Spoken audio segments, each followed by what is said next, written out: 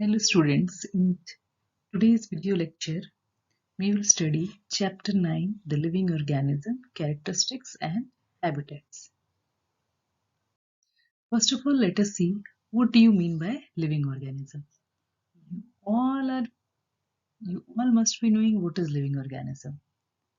Here is a definition. Living organisms are those which has life like human being, animals, plants, etc. These are called living organisms, those who are having life. Next come characteristics. What this organism eat, how they walk, in what kind of weather condition they live. These things are what? These are called as characteristics of that living organisms. Next comes adaptation. Adaptation means presence of specific features or certain habits that enable an organism to live in its surrounding. And certain specific features what the animals or plants have, which is helping them to survive in that particular surrounding in which the area where it is living. It is known as adaptation. Habitat. The place where a plant or animal lives is called its habitat.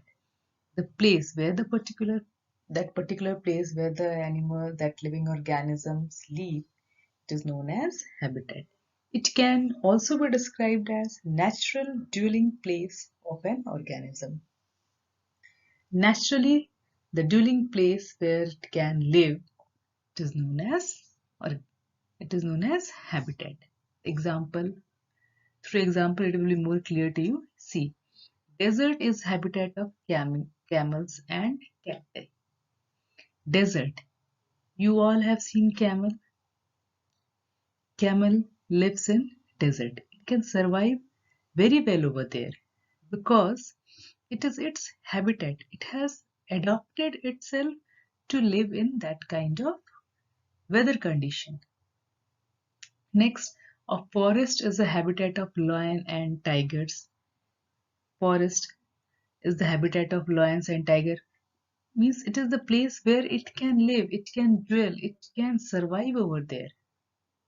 Next, water is the habitat of fishes. Means fishes lives in water. If you take out fish from there, from water, it will not be able to survive. So it is the place where it can live, it can grow, it can reproduce. It is the place. Next, we will see components of habitat. A habitat includes physical surroundings such as water, air, and soil, climate, and all organisms living around. All things are grouped under two components. First one is abiotic or physical component, and the second one is biotic or living component. Abiotic components, you can see it includes the things which don't have life like rock, soil, air, and water. Next, biotic, it includes plants and animals. On the basis of this, we will see types of habitat. First, two types of habitats are here. First one is terrestrial habitat, in which includes plants and animals which live on land. Example, forest, grassland, deserts, etc. Next one is aquatic habitat. Here plants and animal lives in water. Example is pond, lake, river, etc. So first we will see the terrestrial habitat. First we will see terrestrial habitat. The organism living on land are called terrestrial organism and their habitat is called terrestrial habitat or land habitat. In this we will be seeing first the desert habitat. Desert habitats are very dry place where there is very less rainfall, or you can say rainfall over there is less than what is it less than 25 centimeter, which less than 25 centimeter. Because of this, what is happening, the climate over there is very hot. Okay, it is very hot, and you may find you would have even heard that the temperature over there in these all places in desert area, temperature even rises up to 45 degrees to 60 degrees Celsius in summer season. You would have heard that temperature here it rises very high, 45 degrees Celsius to 60 degrees Celsius. Now let us see the plants which are over here, which are found in this desert area, what they are called.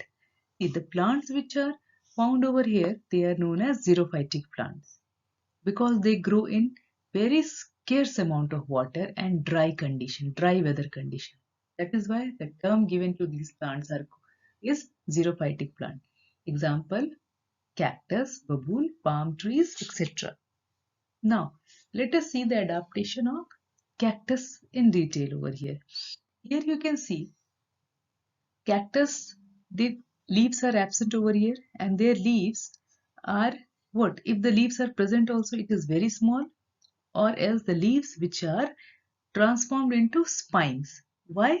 Because these spines, uh, the surface area, if the surface area is minimized, and which will what will happen, because of which evaporation of water will be less.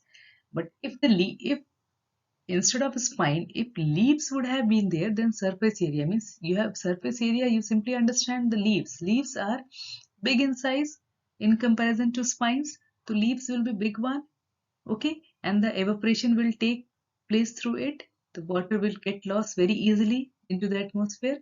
But since it is reduced to spine, okay, the evaporation of water will be minimized, very less. Next, stems are fleshy and succulent so that it can store water to be used in dry condition. Here stems are what? Fleshy and succulent, and this adaptation helps them to store water, and which can be used in dry condition when there is scarcity, very much scarcity of water, they are not getting water at all, then this water they can use. Stems, you can see it is green in color to perform functions of leaf. See, this is a plant, it can produce food only with the help of photosynthesis. So since leaves are reduced to spine, then their stems, they perform the function of photosynthesis and food is prepared. The roots of this plant, this cactus, it goes deep into the soil to absorb water. Means it can penetrate, it can go deep into the soil in search of water. Means this is the adaptation of cactus.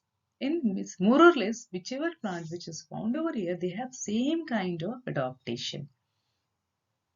Next we will see, let us see the adaptation in animals.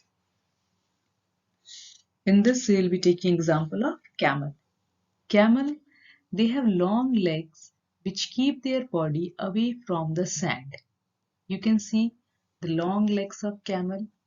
What it is doing? It is keeping its body away from the sand. It prevents its body from the intense heat which is coming from the sand. They do not sweat. Camel, they do not sweat. Next, their dung is dry. The waste which they produce from their body, that is the dung, it is dry. They excrete small amount of urine. The urine which they are excreting, it is also a very small amount. It has no layer of fat under the skin. Next, it has large feet to spread the load. Camels can live without water for many days because they lose very little water from their bodies. Okay, they are losing very little water from their body. How in You can see over here they do not sweat, their dung is dry, they excrete very small amount of water. So these all things are what? Means it is telling that they lose very little amount of water from their body. And even you can see small animals like rat and snakes. What do they do? In this, the temperature here is so high that we have studied earlier, that 45 to 60 degrees Celsius, that in the day, during daytime, these small animals, rat and snake, this kind of animals, they they stay deep in burrows and stay away from the intense heat, and they only comes out when? At night, when the temperature becomes uh, when temperature becomes suitable for them to come out and find their food and all. Okay, this is the adaptation of animal. Adaptation of animal in which we studied about the camel. Thank you, student. It is the first part of this chapter and it is video number 22. And soon I will be uploading the next part of this video.